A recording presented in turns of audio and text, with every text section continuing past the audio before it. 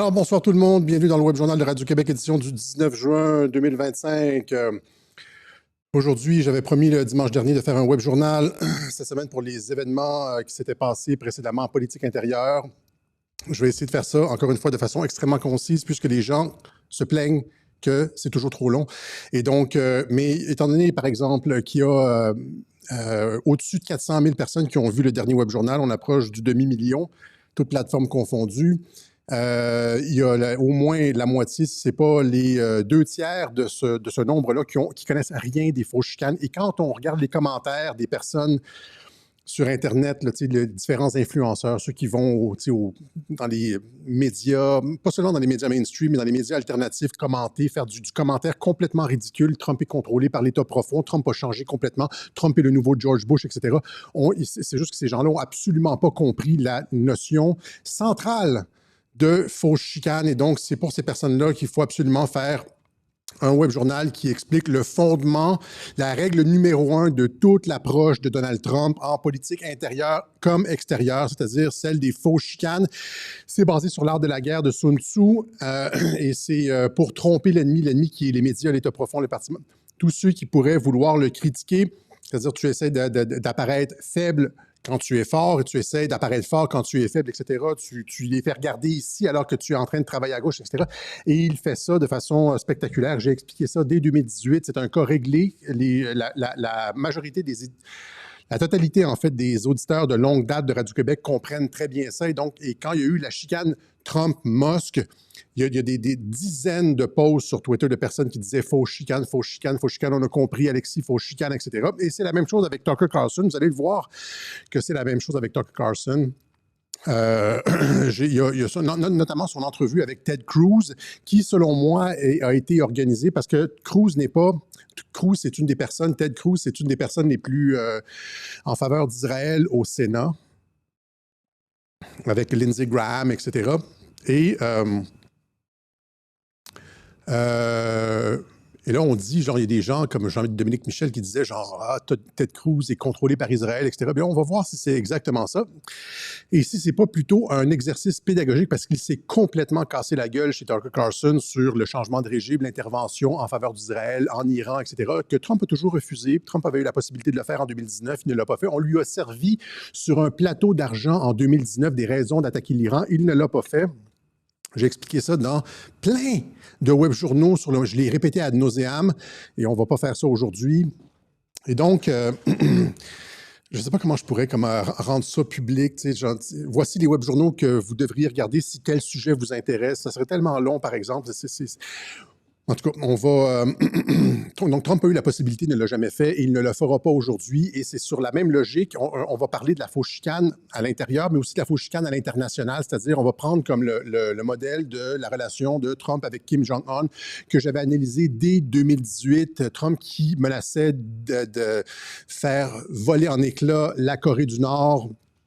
Et finalement, ils se sont serrés la main dans la zone démilitarisée. Tout était convenu et j'avais dit à l'avance, j'avais dit que c'était du pipeau. Je vous montre tout de suite le clip de mon web journal.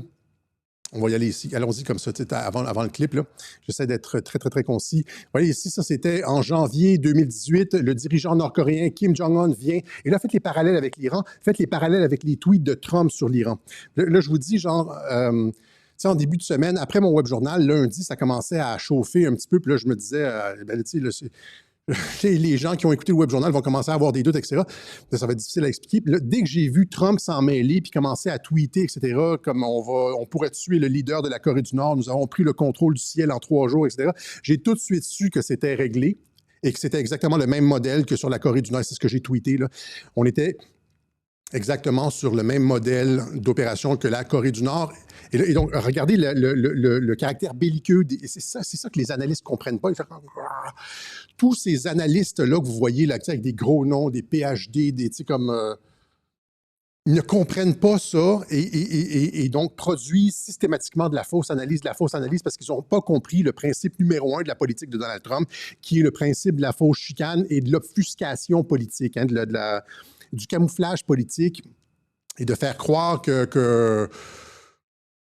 qu'on qu'on va entrer en guerre ou qu'on va... Et finalement, il ne se passe rien. Et donc, le dirigeant, son tweet de 2 janvier 2018, le 2 janvier 2018, il dit « Le dirigeant nord-coréen Kim Jong-un vient de déclarer que le bouton nucléaire est sur son bureau en permanence. Quelqu'un de son régime affaibli et en manque de nourriture pourrait-il l'informer que j'ai moi aussi un bouton nucléaire, mais que c'est beaucoup plus gros et plus puissant que le sien et que mon bouton fonctionne. Hein? » Et là, tu vois, il menaçait d'holocauste nucléaire. Trump menace de détruire totalement la Corée du Nord dans son premier discours à l'ONU. Ça, je vais le remontrer dimanche prochain parce que c'est important pour comprendre. Ici, l'armée américaine se prépare à une éventuelle guerre contre la Corée du Nord. Mais une campagne de diplomatie active est actuellement menée pour garantir que cela n'arrive pas. Si il va oblitérer la Corée du Nord, mais il y a une diplomatie en coulisses pour être sûr que ça... Est-ce que ça sonne-tu comme ce qui est en train de se passer avec l'Iran? Et là, ils avaient dépêché des porte-avions américains, US Carrier Group, South Korea, Irks, North Korea, etc. Ils avaient envoyé des groupes de porte-avions dans le coin. Ils avaient envoyé des bombardiers B-2 à Guam, etc. On était sur le bord de la Troisième Guerre mondiale. Je vous épargne tous les articles des médias qui disaient « Trump est un fou, Trump va nous envoyer dans la Troisième Guerre mondiale. Nous n'aurions jamais dû... » Ceux qui ont voté Trump seront responsables, etc., etc. Exactement comme ce qu'on voit aujourd'hui dans même les cercles pro-Trump, hein, y compris Tucker Carlson, mais Tucker Carlson, c'est une exception. Il y a beaucoup de personnes et beaucoup des analystes en Europe qui font du commentaire sur la politique américaine, vont regarder genre 2-3 comptes, qu'est-ce que 2-3 comptes disent, et vont dans leurs propos faire du copier-coller sur ce que disent ces 2-3 comptes-là. Si les 2-3 comptes sont comme pas contents avec Trump, leur commentaire d'Européens, qui voient ça à distance, va être aussi genre, sans comprendre les fondements, Et pourtant, les auditeurs de Radio-Québec, hein, ceux qui financent Radio-Québec, rendent ça gratuit pour tout le monde. Les web journaux sont gratuits, informez-vous. C'est quand même, ça fait 7 ans que c'est gratuit, sponsorisé par les commanditaires de Radio-Québec et que les gens ne s'en servent pas. Tant pis pour eux, ils ont l'air niaiseux, ils ont l'air imbéciles dans leurs commentaires. Voilà. Donc, et là, qu'est-ce qui s'est passé? Donc, Trump qui disait qu'il allait faire sauter la Corée, détruire totalement la Corée du Nord à l'ONU. Imaginez ça, il allait à l'ONU le dire. Et là, j'avais dit à l'époque, il était censé avoir une rencontre entre Trump et Kim Jong-un. Puis là, Kim Jong-un avait envoyé une lettre insultant Mike Pence et tout ça. Puis là, j'avais dit, la lettre ne dit rien de vraiment dommageable. Et la rencontre va... Le Radio-Canada, il faut regarder celui-là ici, le théâtre Trumpkin, que vous pouvez trouver sur Odyssée dans les premières vidéos. Les experts de l'Asie de Radio-Canada disaient... ce sont 2 narcissiques. C'était clair que le sommet n'allait pas avoir lieu. Et là, je disais, j'ai regardé, comment il s'appelait, je me rappelle plus c'est quoi le nom, Jean-François, correspondant de Radio-Canada à Pékin. Je dis, c'est un imbécile, il comprend pas ce qui se passe. Il dit, j'ai dit, le sommet va avoir lieu exactement à la même date, au même endroit. C'est juste du faux beef entre Trump et Kim Jong-un. Et là, ce que vous voyez en Iran, c'est du faux beef.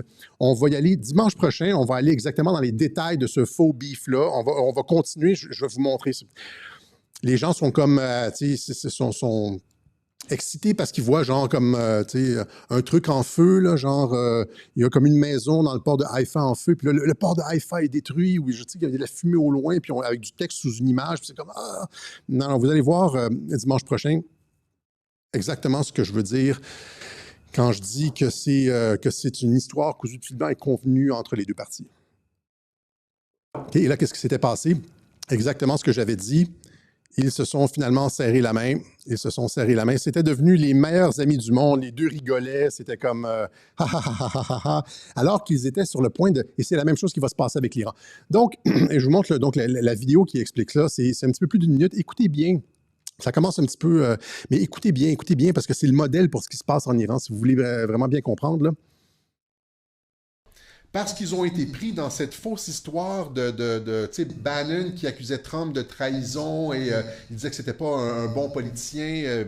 Trump il y a eu une espèce un jeu de ping-pong d'insultes entre les deux autour du 4 janvier. Alors, durant cette période-là, les médias, les démocrates ont mordu à l'hameçon. Ils ont été dans la politique spectacle au lieu d'aller sur le fond des choses. Ils ont encore une fois mordu à l'hameçon. Alors, c'est exactement ce qui s'est passé cette fois-ci aussi. Hein. Tout ça, cette espèce de jeu, ce lançage de boîtes, comme on dit, entre Kim Jong-un et Donald Trump m'a fait penser exactement à ce qui s'était passé en janvier entre Bannon et Donald Trump.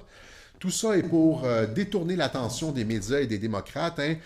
Trump produit une fausse, un faux échec de politique étrangère afin que les médias s'en emparent.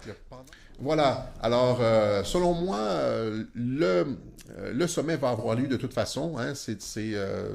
Selon moi, il ne sera même pas reporté. Il y a de fortes chances qu'il ait lieu de toute façon le 12 juin à Singapour et que tout ça n'ait été qu'une histoire afin de capter l'attention des médias. Et Trump fait ça. Trump produit de faux échecs, produit de la fausse critique. Trump produit de faux échecs, Trump produit de la fausse critique. Afin d'attirer les médias dans des cul-de-sac, pendant que lui agit sur le fond, signe des décrets, etc. Et a la main libre en politique. Maintenant, la dernière chose que je voulais dire, c'est, s'il est capable, imaginez, s'il est capable de s'entendre avec Kim Jong-un, comme il s'est entendu avec Bannon là, pour produire de la fausse critique ou de la politique spectacle comme ça. Imaginez à quel point les relations sont bonnes entre les États-Unis et la Corée si tout ceci est orchestré avec Kim Jong-un. Imaginez-vous à quel point les relations sont bonnes entre Trump et l'Iran si tout ceci est orchestré entre Trump et l'Iran. C'est la même logique, c'est la même logique. Si vous avez bien écouté ce web journal-là, vous vous rappelez l'époque, etc., c'est la même logique, c'est exactement ce qui est en train de se passer. On menace de détruire la Corée du Nord, etc., il vient faire ça avec l'Iran, etc. Tout est ficelé en coulisses. J'ai expliqué depuis longtemps le processus de paix, de stabilisation de la région, etc. Trump ne peut pas, de toute façon, Trump ne veut pas un des mantras de la politique étrangère de Donald Trump, c'était « No new wars », pas de nouvelles guerres. Il ne va pas le faire non plus. Et donc, tout cela est déjà ficelé d'avance, etc. Mais la théorie des fausses chicanes, il n'y a pas juste la Corée du Nord et la politique étrangère avec l'Iran, ça s'est passé aussi avec Elon Musk et avec Tucker Carlson. Elon Musk qui avait, bon, encore une fois, on essaie de divertir, de détourner l'attention d'un sujet à un autre. Je vais aller rapidement sur Elon Musk parce que les gens ont compris, même le journal Build a compris que c'était une fausse chicane. Trump contre Musk, tout cela n'est-il qu'un spectacle? Oui, ce n'est qu'un spectacle. Ça fait des années que j'explique exactement comment ça fonctionne. Elon Musk a dit que Trump était dans les dossiers Epstein. Oui, c'est évidemment que Trump est dans les dossiers Epstein puisqu'il a collaboré à l'enquête du FBI en 2008 pour foutre Epstein en prison, pour que Epstein soit accusé. Trump a été une des personnes qui a le plus activement participé à l'enquête pour le faire incarcérer en 2008. Puis après ça, en 2019, c'est lui qui l'a mis en prison avec son ministre de la Justice. C'est sûr que le nom de Trump est dans les dossiers de Jeffrey Epstein, mais si Elon Musk savait que Trump était allé sur l'île, avait été un pédophile, etc., il n'aurait jamais laissé son fils à jouer avec Trump à l'Amérique. Il ne l'aurait jamais appuyé lors de la campagne électorale, etc., etc. Et ce que ça a fait, par exemple, en mettant le nom de Trump et associé avec Epstein, c'est que les démocrates, et pas juste un, des dizaines et des dizaines de comptes démocrates ont demandé la déclassification la publication du dossier Epstein. Ici, c'est le républicain, le représentant Eric Swalwell, celui qui avait couché avec la chinoise Yang Yang, je ne me rappelle plus. Release the Epstein file now. Et donc, ils ont rendu public les dossiers Epstein. Et donc, ils ont mordu à l'hameçon. Ils ont été des dizaines comme ça à demander. Et là, maintenant, quand éventuellement ça va sortir, parce que ça va sortir éventuellement, quand éventuellement ça va sortir, toutes ces captures d'écran-là, tous leurs tweets, etc., vont toutes sortir. Là, ils ne pourront plus jamais s'opposer. Et voilà, la porte est maintenant ouverte. C'est ça parce qu'ils l'ont demandé. OK? Et là, pour les gens qui doutent, ouais, tu dis, Alexis, c'est toujours arrangé, etc. Elon Musk a retweeté genre, à des dizaines de reprises des trucs avec QAnon, sur PP, etc., QAnon, voilà, PP qui est associé à QAnon, la grenouille PP, là, qui est associé à QAnon, il a sorti des trucs comme genre You're watching a movie, le résultat le plus divertissant, comme si nous étions dans un film, est le plus probable. C'est des phrases clés de QAnon, etc. Il a retweeté d'ailleurs, genre aujourd'hui ou hier, encore une fois, le même Pépé, la grenouille, et Mike Flynn a répondu en attirant l'attention là-dessus. Parce que ce que fait Mike Flynn souvent, et ou ce que fait Elon Musk, c'est qu'ils vont répondre à quelque chose, mais ce qu'ils disent dans la réponse n'est pas super important. C'est juste que le fait de répondre va attirer les yeux sur le tweet. Elon Musk a même des fois republier certains trucs avec commentaires semi-critiques, genre « ouais, probablement pas », etc. Mais c'est que tout le monde va regarder le clip initial. C'est pour attirer le regard. Et donc, moi, ce qui est dans la théorie des fausses chicanes, beaucoup de personnes l'ont compris, les deux s'amusent, ont tweeté ensemble, etc. Comme la plupart du temps, les démocrates ont mordu à l'hameçon. Évidemment, ça a été sans conséquence parce que Musk a effacé ses tweets et finalement, les deux, Trump a eu des bons mots pour Musk, etc., etc. Hein? Donc, il y a aussi ici l'avocat de Jeffrey Epstein qui l'a défendu en 2019, a dit que Jeffrey Epstein ne lui avait jamais parlé de Donald Trump, n'avait jamais dit que Donald Trump figurait dans les dossiers de... Il a discuté des dossiers avec Epstein, qui était là, etc. Trump ne figurait pas là-dessus, etc. Donc, c'était convenu d'avance. On le savait que c'était pas... mais ils ont fait cette fausse chicane quand même. Maintenant, Tucker Carlson, ici, l'objectif de Tucker Carlson, évidemment, c'est une fausse chicane avec le président, puisque les deux sont comme best buddy. Les deux sont best buddy. Voilà, donc Tucker Carlson qui a critiqué Trump dans une... je pense que c'est une entrevue. Et ce que les médias ont fait, c'est qu'ils ont pris je vais vous expliquer, parce que ça a beaucoup circulé, je l'ai vu en Europe. Tucker Carlson dit que Trump est complice dans l'attaque contre l'Iran. Là, on est dans l'Iran, on va rester là-dessus.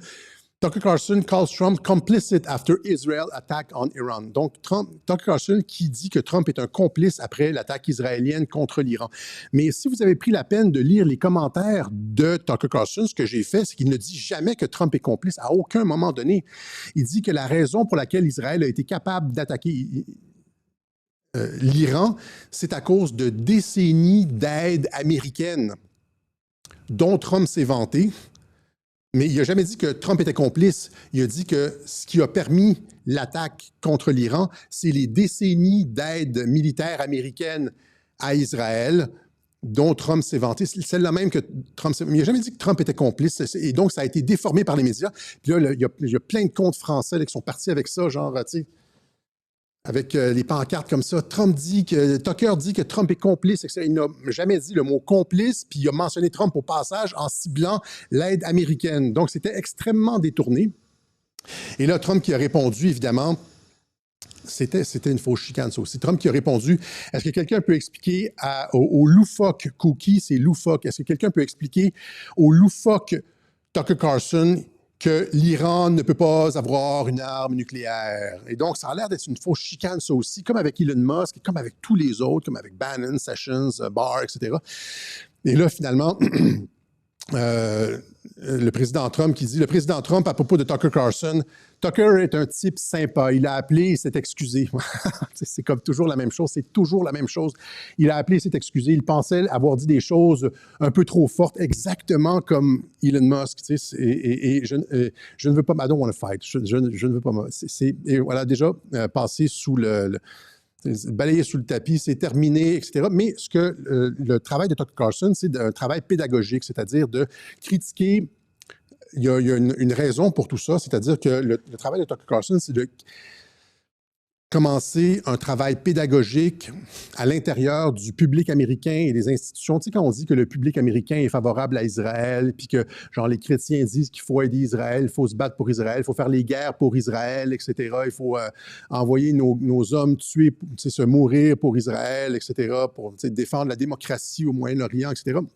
Bien, ça, c'est complètement contraire. La base de Trump, là, parce que l'Israël a financé comme des preachers, des évangélistes, etc., à coût de centaines de millions de dollars. Il y a vraiment une entreprise je dirais pas de propagande, mais d'ingénierie sociale de la part d'Israël sur la base pas protestante, mais évangélique américaine. Et qui clash avec l'agenda de America First de Trump. L'agenda America First de Trump, c'est on retire les troupes et donc Israël va devoir se démerder.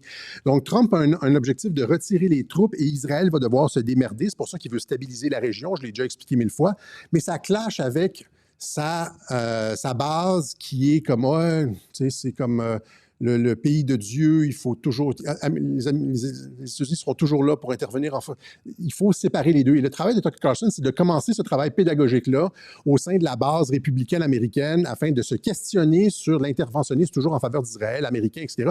Et il y a une gigantesque partie de la base Trump qui ne veut rien savoir. Je pense que c'est les 2 tiers. J'ai vu des sondages sur les 2 tiers qui disent qu'ils ne veulent rien savoir sur une intervention américaine. Trump n'ira pas juste à cause que les 2 tiers de sa base sont contre. Des grosses personnalités, des gros comptes, y compris Rand Paul, Carson, etc.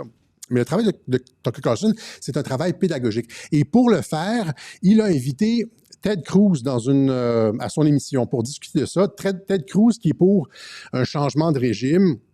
Et Ted Cruz qui s'est fait ramasser du début jusqu'à la fin. Il s'est fait varloper.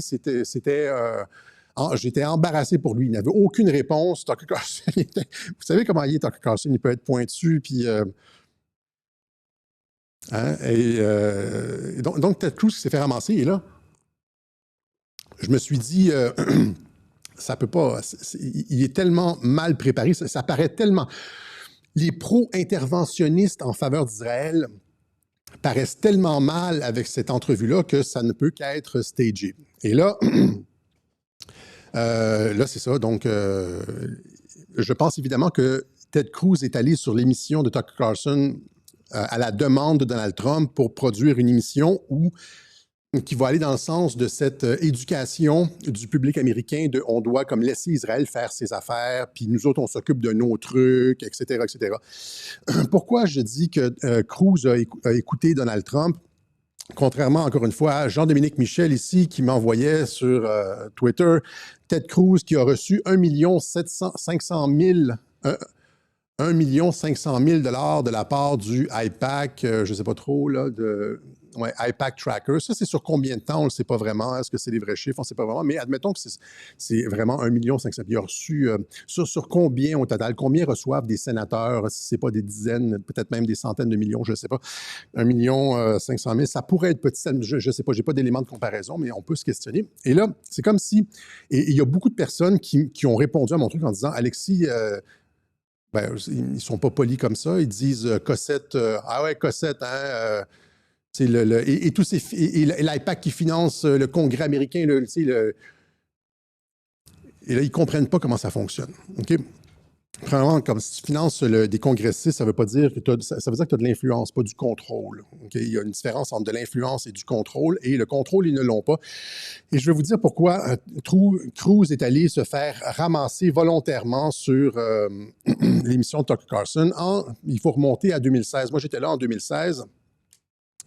Et 2015, en fait, j'étais là. Et Ted Cruz était un des candidats à un des 17 candidats à la primaire républicaine contre Donald Trump. Et là, évidemment, Trump, c'était celui qui était le moins certain de gagner au début en 2015. Tout le monde disait que c'était un clown, il ne gagnera jamais. Et un après l'autre, tous les candidats, les 15 autres candidats se sont retirés, y compris le frère de George Bush, Jeb Bush. Il a mangé la raclée, il est parti. Il restait Trump et Ted Cruz. Et après, je ne me rappelle plus, je pense que c'est un Super Tuesday ou quelque chose comme ça, ou un peu après le Super Tuesday. Et là, on se disait, Ted Cruz n'abandonnera jamais, c'est le candidat de l'État profond, c'est le candidat de... Et tout d'un coup, surprise, Ted Cruz to drop out of presidential race, Ted Cruz qui sort de qui abandonne la course à la présidence. Il y avait publiquement des allégations d'infidélité qui couraient sur lui dans les médias. Il avait trompé sa femme, etc., etc. Mais en coulisses, il y avait des allégations. En fait, ce qu'on retrouvait sur les forums comme 8chan et sur l'Internet en coulisses, c'est que le père de Ted Cruz était impliqué dans l'assassinat de JFK. Et vous allez trouver, si vous cherchez là-dessus, vous googlez ça, vous allez pouvoir trouver plusieurs sources ici, dont celui-là ici, University of Georgia School of Law, hein, l'Université de la Georgie, école de droit.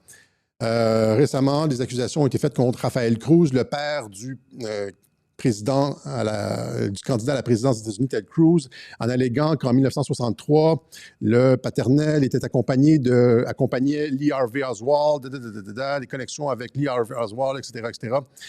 This article explored the truth to these allegations. Okay? Ça, c'est juste un petit exemple comme ça. Et donc, Ted Cruz, ne pouvant pas, c'est ça qui est sorti à l'époque, c'est qu'il ne pouvait pas, l'implication de son père, vérifiée et vérifiable, dans la tentative d'assassinat avec JFK, contre JFK, allait sortir. Et c'est pour ça que, contre toute attente, Cruz a débarqué de la course. Et là dites-vous là, maintenant, Ted Cruz est sénateur depuis ce temps-là. Et qui contrôle Ted Cruz? Est-ce que c'est celui qui lui donne de l'argent ou c'est celui qui le tient par les couilles avec l'information à l'effet que son père est dans toute cette histoire d'assassinat de JFK, c'est-à-dire Trump? Who's your daddy? Who's your daddy? Et c'est comme ça avec beaucoup des congressistes, beaucoup des personnalités, comme par exemple Robert Mueller qui enquêtait sur Trump, etc. Trump a les informations sur ces gens-là, il les tient par les couilles. C'est pour ça que Trump s'en sort toujours. Il s'en sort toujours gagnant. Mueller a clairé Trump essentiellement. Ted Cruz démissionne de la course, etc. parce que Trump a accès aux informations de l'intelligence militaire et est capable de contrôler ces pions-là de l'État profond. C'est-tu clair? Et donc, ceux qui nous envoient, comme Jean-Dominique Michel ici, qui ne comprend pas la politique américaine, puis qui dit genre... Il y en a d'autres, là, nommez-les, je ne veux pas focuser sur... J'ai l'impression qu'il est sympathique, Jean-Dominique Michel, mais qui ne comprend vraiment pas ce qui se passe aux États-Unis. Et donc... Et donc, c'est ça. C'est pour ça que... mais évidemment, il faut garder les apparences. C'est-à-dire que si tu contrôles quelqu'un comme Ted Cruz, tu veux pas qu'il soit compromis. Tu veux qu'il ait l'air du gars pro-Israël ou comme même des fois, même anti-Trump. C'est ça de l'opposition contrôlée, de la fausse chicane. Tu veux que... Mais au moment où est-ce que tu as besoin de lui, comme Lindsey Graham, c'est la même chose. Je pense que Lindsey Graham, il est aussi contrôlé, même si apparemment c'est un faucon, mais il est contrôlé de la même façon que Ted Cruz.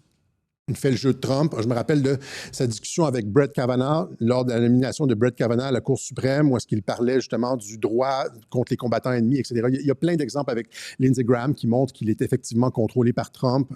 Quand je dis contrôlé par Trump, c'est-à-dire que c'est pas contrôlé à 100%, mais c'est-à-dire que Trump a des informations sur lui qui font en sorte que Lindsey Graham ne veut pas se retrouver comme John McCain, puis qui va, quand Trump lui dit quelque chose, il va obtempérer. OK? Donc,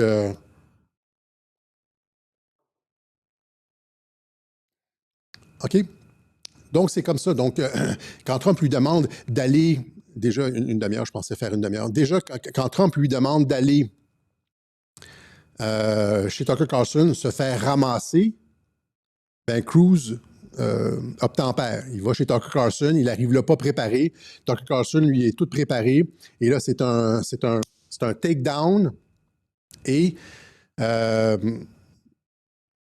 ça éduque la base américaine sur le fait que, sur la base républicaine, sur le fait que Israël doit se démerder maintenant. C'est de la pédagogie et Trump en fait beaucoup de pédagogie. J'ai montré ça aussi. Et donc, les exemples de fausses chicanes pour les nouveaux, là, c'est ça ici. J'explique, je fais un résumé. En 2019, j'ai fait un résumé dans Trumpologie 102, mais ça a continué depuis. Les fausses chicanes entre ces deux ministres de la Justice, Jeff Sessions et Bill Barr, fausse chicane avec Kanye West, j'en parle dans Trumpologie 102, fausse chicane avec Omarosa Manigault, fausse chicane avec Steve Bannon, ça c'était la première, fausse chicane avec Mike Pence, fausse chicane avec ses deux généraux, Mattis et Kelly, qui étaient ses plus proches alliés, mais on nous fait croire qu'ils étaient ennemis. Fausse chicane avec Ron DeSantis. Rappelez-vous comment ça bardait durant la primaire. Puis là, les gens me disaient, non, Alexis, tu joues gros là-dessus. J'entends toujours les mêmes choses. Là. Tu risques gros, Alexis. On verra, etc. Finalement, à la fin, c'est comme DeSantis plie bagage. Et puis Trump dit, dans ce cas-là, la chicane est terminée, puis les deux s'entendent bien, puis on va oublier les mots durs, comme avec Tucker Carlson, comme avec Elon Musk, etc.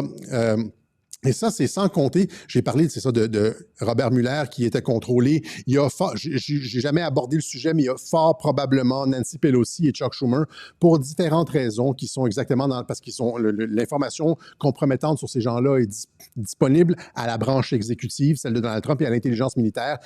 Et c'est sans compter aussi toutes les stratégies de l'administration Trump qui fait en sorte qu'ils invitent des écrivains à la Maison-Blanche et là, il leur coule des ragots sur Trump. Trump et Citre, c'est ce qu'ils avaient fait avec Bannon et Trump. Là. Il leur coule des fausses rumeurs. Et là, après ça, ces gens-là, ces journalistes de pacotille, ils vont écrire ça dans leurs livres. Et puis après ça, quand ils font la tournée des talk shows, on leur demande quelles sont tes sources. Puis là, c'est une source qui m'a dit que quelqu'un m'avait dit que quelqu'un lui a dit que de troisième main, rien, pas de, tu sais. Même chose avec Bob Woodward, celui qui a créé, qui a gagné un Pulitzer pour le scandale du Watergate. Il a écrit un livre sur Trump, Fear. Ils ont fait exactement la même chose qu'avec Fire and Fury. Ils l'ont invité à la Maison-Blanche avec un accès total. Puis là, tout le monde lui soufflait comme des fausses rumeurs, tu sais. De sorte. Et là, Trump était sur le bord d'être destitué. Je me rappelle Charles-Philippe David, la chaire Raoul Dandurand, l'étude stratégique et diplomatique, est allé à Tout le monde en parle dire Trump est dans l'eau chaude, Trump est sur le bord d'être destitué. Mais c'est ça, j'en ai parlé dans Trumpologie 102, et donc c'est un pattern qui est établi depuis longtemps. Je vous montre un petit clip de Trumpologie 102, je l'ai coupé pour qu'il soit petit, et où est-ce qu'on explique tout ça. Donc tout ça, c'est connu depuis 2019, 2018, depuis 7 ans, c'est connu. Il va falloir que les YouTubers commencent à arriver en ville, comme on dit au Québec. Il a fait une deuxième chose, Trump, c'est qu'il s'est arrangé pour présenter aux médias et à l'État profond l'image d'une présidence chaotique qui allait mal, alors que tous ses collaborateurs le quittaient, le critiquaient et qu'il était toujours sur le point d'être destitué. Alors, on va voir dans le segment qui suit de quelle façon Trump s'est arrangé pour créer des fausses chicanes alors qu'il contrôlait totalement le jeu médiatique. Il a également utilisé le principe d'opposition contrôlée avec un ensemble de membres de son administration afin de satisfaire l'appétit des médias pour la controverse.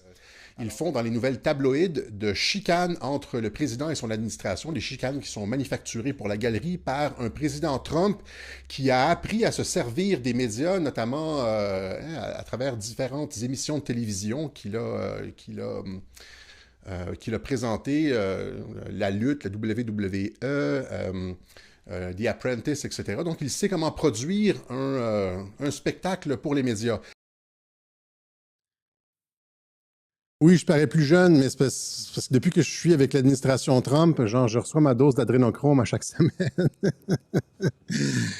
Non, c'est plein de choses. Un jour, une fois, je vous expliquais toutes mes petites coquetteries. Si je vous disais tout ce que je fais, là, genre pour me maintenir, là, vous trouveriez que j'ai pas d'allure et donc je pourrais faire des vidéos TikTok, là, genre comme les influenceuses, là, les petites crèmes coréennes puis tout. On va pas faire ça. Mais oui, j'ai perdu 60 livres. En fait, j'ai perdu 40 livres là-dessus, mais j'étais 260 là-dessus. Et puis, à cette époque-là, j'étais à peu près à 260. Là, j'étais à 220 à peu près, mais beaucoup plus musclé, beaucoup plus musclé. Donc, c'est peut-être, je sais pas, 50, 60 livres de graisse en moins. Ça laisse des traces, un petit double menton, puis tout. Mais en tout cas, voilà, c'est tout ça pour dire que les fausses chicanes, c'est ça. Il faut, si vous voulez comprendre ce qui se passe, comment Trump tweet, etc., au lieu de faire les caves et essayer de faire du commentaire intelligent qui n'est pas intelligent, et prenez en compte la stratégie des fausses chicanes, ça vous évite énormément de troubles. C'est la même chose qui se passe avec l'Iran. On va en reparler dimanche prochain. C'est ça. Donc, allons-y rapidement avec. Donc, c'est ce que j'avais à dire là-dessus. Iman Khalif est un homme, qu'en diront les influenceurs maghrébins? Rappelez-vous, à l'époque, on m'avait même menacé de mort parce que je disais qu'elle était un homme. On disait, non, tu comprends pas, Alexis, c'est pas possible en Algérie, c'est pas possible, il n'y a pas de LGBTQ en Algérie, c'est pas possible. Et là, finalement, rappelez-vous, c'était quoi? Hein? C'était un événement mondial. Hein? C'est la désinformation russe, nous dit Associated Press. La désinformation russe critique Paris et amplifie le débat sur Khalif pour saper les Jeux olympiques. Même les Russes étaient impliqués là-dedans. Des allégations infondées, selon lesquelles elle serait un homme, ou une personne transgenre refont surface après qu'une association de boxe controversée ayant des liens avec la Russie a déclaré qu'elle avait échoué à un test d'éligibilité opaque avec les championnats du monde de boxe de l'année dernière. Il y a même son père, le pauvre paternel, qui nous disait, la main sur le cœur, en montrant son petit livret étampé 2018, c'est l'année où est-ce qu'elle a commencé la compétition, que c'était une fille, puis les gens me disaient « Non, Alexis, personne ne ment en Algérie, personne n'invente d'histoire, tous les Algériens sont vertueux, il n'y a pas de triche en Algérie, c'est pas possible, tu peux pas rien... » C'était comme... Et là, finalement... Box, un test chromosomique relance la polémique autour du genre d'Iman Khalif. Et là, un rapport médical divulgué prouve qu'Iman Khelif est biologiquement un homme. Ben oui, c'est ça. Je me rappelle avoir bloqué, j'ai dû bloquer, je sais pas, comme des dizaines, si c'est pas des centaines, peut-être des dizaines et des dizaines de personnes qui m'insultaient et puis qui me disaient que c'était pas possible et puis qui disaient que j'étais à côté de mes pompes, etc. Iman Khelif interdit de participer aux événements mondiaux de boxe, interdite de participer aux événements mondiaux de boxe féminine. Hein? Donc, l'introduction des tests obligatoires s'inscrira, ça c'est probablement l'influence de Trump. Trump avait dit, genre, Jeux olympiques de 2029 à LA, ou 2028 à LA. J'avais dit qu'elle n'allait pas y être. Les gens me disaient, ouais, on verra, Alexis, là, visant à garantir la sécurité de tous les participants et à offrir des conditions de compétition équitables pour les hommes et les femmes, a déclaré World Boxing dans ce communiqué. La Fédération nationale des combattants seront chargés d'administrer les tests et de communiquer les résultats à World Boxing. Journal du dimanche. La boxeuse algérienne Iman Khelif serait biologiquement de sexe masculin selon un rapport médical ayant fuité. On n'a même pas besoin d'un rapport médical ayant fuité. On a juste regardé sa musculation et son ossature pour comprendre que c'est un dude, y compris sa façon de s'asseoir avec les jambes bien écartées comme ça et toute la démarche, etc. C'est pas parce que tu mets du maquillage, tu sais, comme tu mets du rouge à lèvres sur une truie, là, ça fait pas d'elle une femme. OK, OK, elle avait fait un photoshoot sur Vogue, là, genre pour ça, avec des petits airs féminins, etc., avec les petites grosses mâchoires carrées. Là. Je me rappelle, c'est parce que ça trompe pas. Je me rappelle une petite anecdote comme ça, parce qu'on est dans les anecdotes, un web journal de semaine. Je me rappelle plus c'était en quelle année, il y a longtemps. Là, quand j'étais plus jeune, j'étais au métro Place des Arts, et là, il y avait comme une super belle fille en bas, tu sais. J'avais une vie plongée sur les rails du métro. J'avais une super belle fille en bas.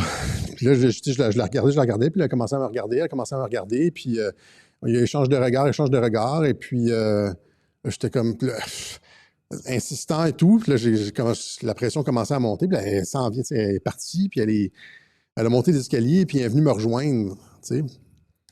Et puis là, quand elle est arrivée à côté de moi, là, j'ai vu que c'était un gars, avec la mâchoire et tout. Là, je sais pas, c'était difficile à distance. Puis elle dit, salut, moi, c'est Jackie. J'ai juste comme retourné la tête, j'ai fait comme 2 pas à gauche. Et puis, tu sais, fait que c'est comme, ça paraît, ça ne trompe pas. On est capable de voir si c'était évident dès le départ.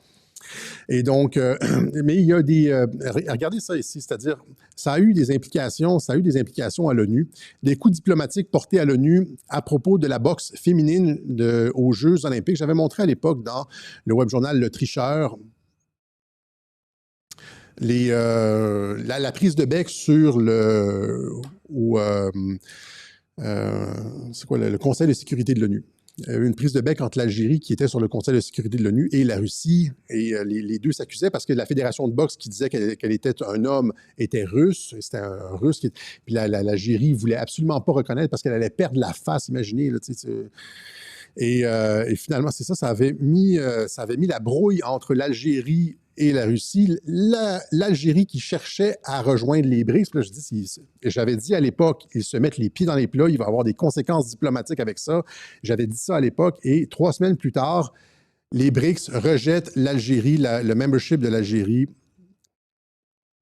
Et ici, en tout cas, et finalement, c'est ça, l'Algérie rejoint les BRICS en tant que membre partenaire, la Banque des BRICS. Et donc, en tant que membre à part entière, elle a été rejetée, mais elle a finalement, et c'est probablement ça finalement, l'entente, c'est-à-dire que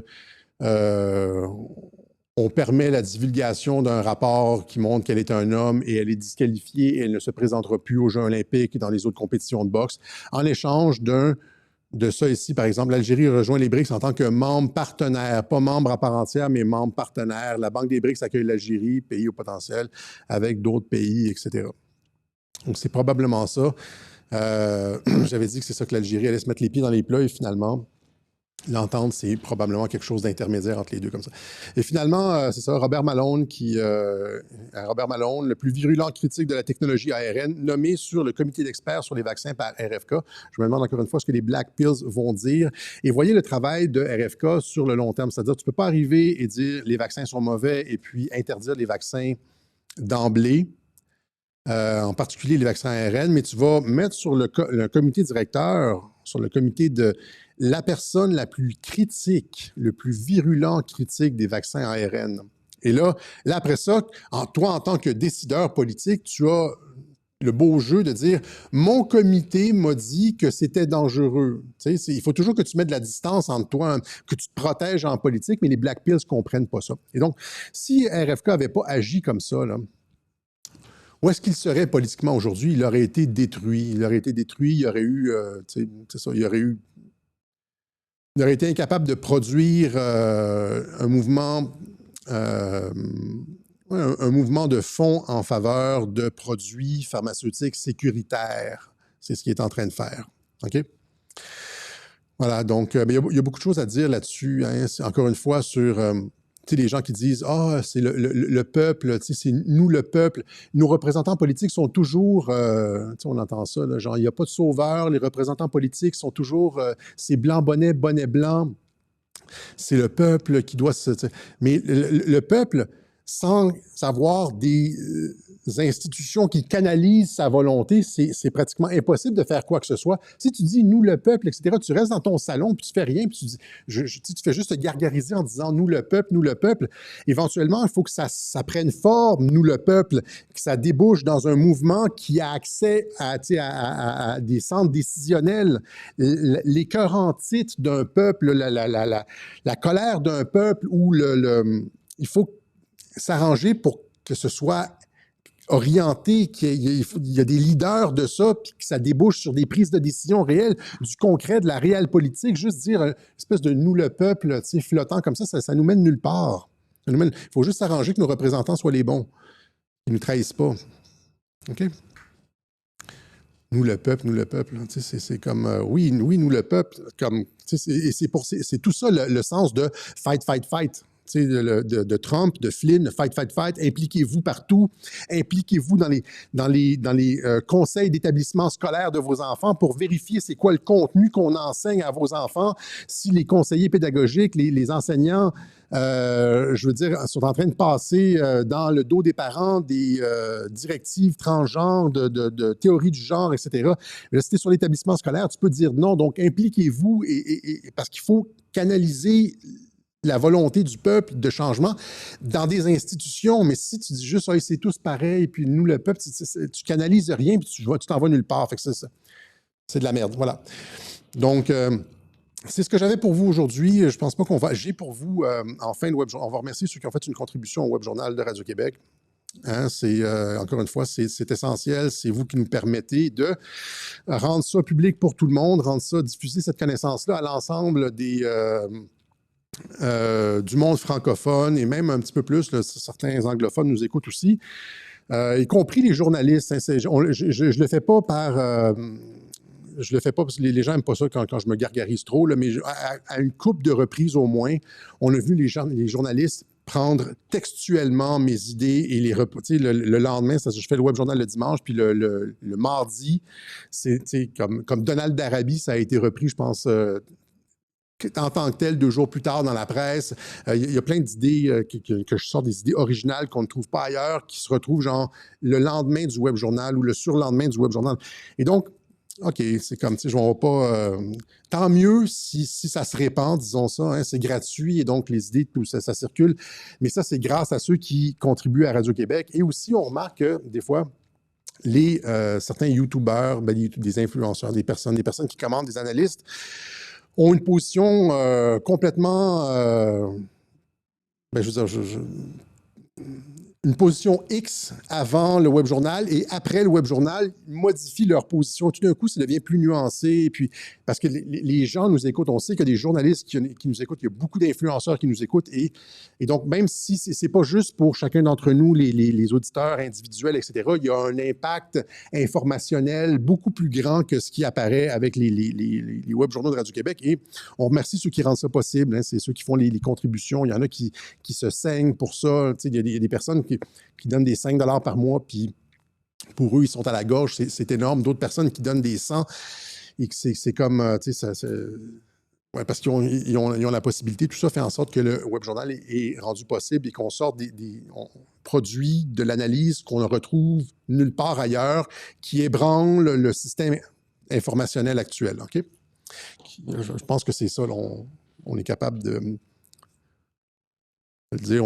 Je pense qu'on a un impact majeur presque, à dimanche prochain, on va être à 500 000, un demi-million de vues pour le Web Journal de dimanche dernier. On espère que ça va rester pour le prochain Web Journal parce qu'il est aussi important. OK?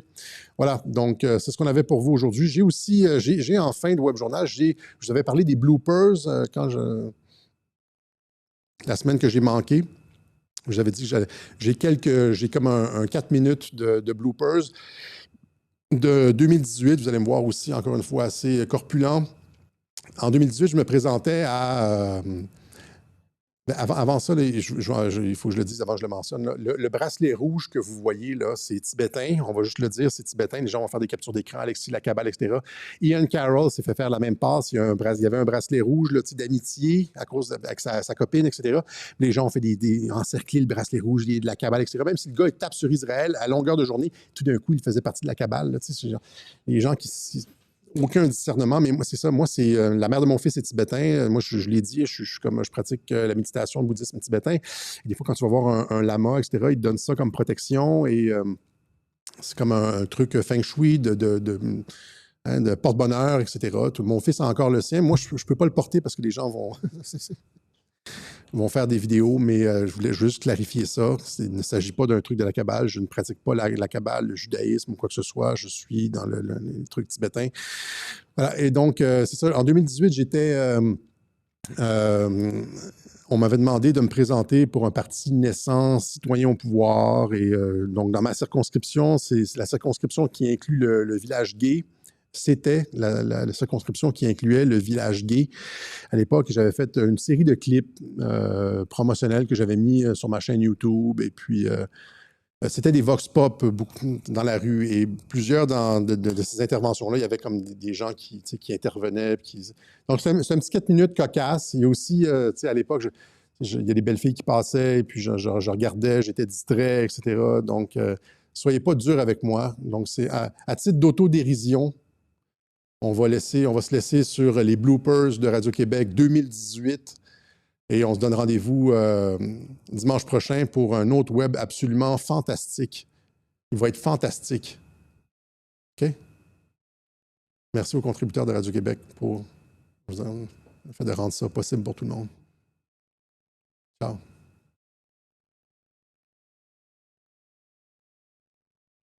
Alors bonjour, je m'appelle Alexis Cossette-Trudel. Ça c'est dit, c'est avec quelqu'un de en arrière. Oui, je sais. Renouveler. Revitaliser la démocratie, mais renouveler les institutions. À Citoyens au pouvoir, on veut proposer un nouveau contrat social à la population du Québec. On veut... Je suis pas capable, quand les gens me regardent, je suis pas capable. Quand ils marchent de même, là, c'est genre, j'ai comme 10% de mon attention qui fait ça. Non, mais tu comprends, c'est juste mon... Tu sais, c'est comme un... Fight or flee. La semaine dernière, à 8 chefs d'accusation. Processus de rappel des députés. Il y a par ailleurs aussi... non! Ça me frustre. Je suis désolé. Alors, on veut que la population qui... Merci de ta patience. Hein.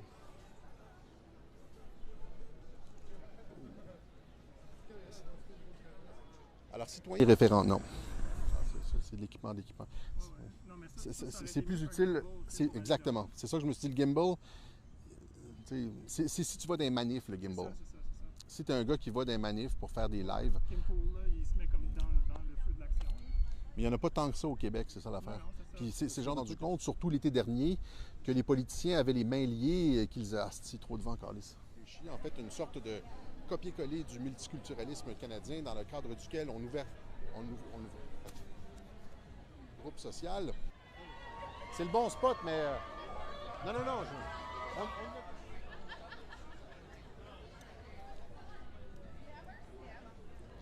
Non. Tu sais qu'au Québec, et là, je pense... j'ai anticipé, hein. T'as-tu vu ça? C'était comme une conception de la diversité essentiellement naïve, irréfléchie et même potentiellement dangereuse à moyen terme pour les acquis de la communauté LGBT. Si continue, on va arrêter. Nous, à Citoyens au pouvoir, on entend redonner le pouvoir au peuple, refaire... Je vais l'avoir. On ne sera pas capable de se concentrer, monsieur, si vous restez là. Non, je suis pas capable, je suis pas capable. Un artiste, Si quelqu'un me regarde, je suis pas capable. êtes-vous une politicienne? On essaye, on essaye. Bonjour aussi, mon nom c'est Gaëtan. Salut Gaëtan, Paris Saint-Jacques. Ah ben, félicitations, monsieur. Merci Gaëtan. Pour faire un bon speak, vous arrivez devant la caméra, vous ne regardez pas la caméra, Oui, vous parlez tout naturellement. oui. Et je pense en ce moment que la situation se présente très bien à Montréal. Bonsoir. Reçu vos conseils, Gaëtan. Merci. En termes pour les acquis de la communauté LGBT. On le sait, hein, Mathieu Massé. C'est peut-être ça, hein. Alors, j'ai milité au Parti québécois. Ça roule? Alors, j'ai milité. La technocratie. Là ou dans l'autre? C'est dans l'autre, c'est ça. Mais ça peut. Ouais. Si j'ai une bonne take de 30 secondes, on garde ça, là. Avec les immigrants au stade olympique? Non, c'est pas au Stade olympique. Le Stade olympique, c'est pas autant dans la tête du monde que tu penses. C'est le chemin Roxham. C'est ça, c'est d'actualité, c'est frais dans la tête du monde.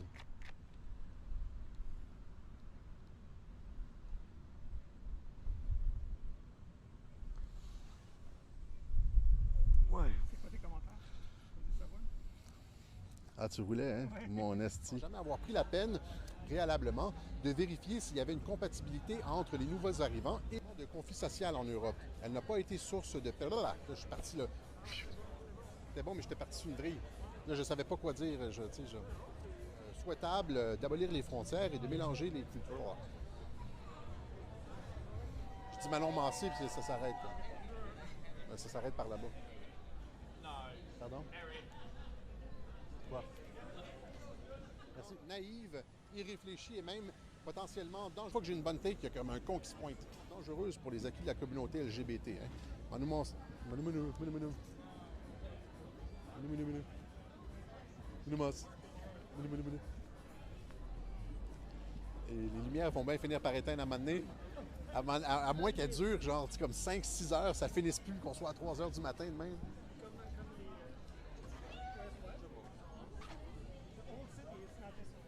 Down, down, down, yeah, down. 15 minutes from here, and then 10 minutes down. That's the maximum. Down, down, down, yeah, down. Il est souhaitable d'abolir les frontières et de mélanger, je ne suis pas capable, du conflit social et une perte d'acquis, une perte de... Blablabla.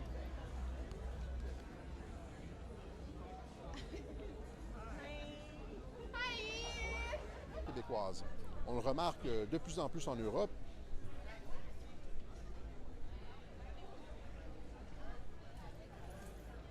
Ça dérange. Ça dérange. Ça dérange. Là, ça a dérangé Robert, entre autres. Régression des acquis. Mais celui-là, j'ai comme improvisé à partir de... Je l'ai manqué. J'ai continué multiculturalisme à la Trudeau.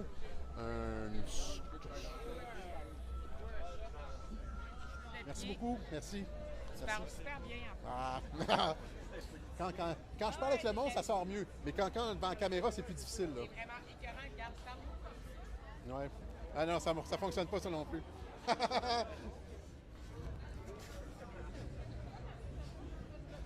C'est genre dans les... Il faut bien rire un peu, là. Je suis fatigué en plus, je sens que mes yeux sont comme...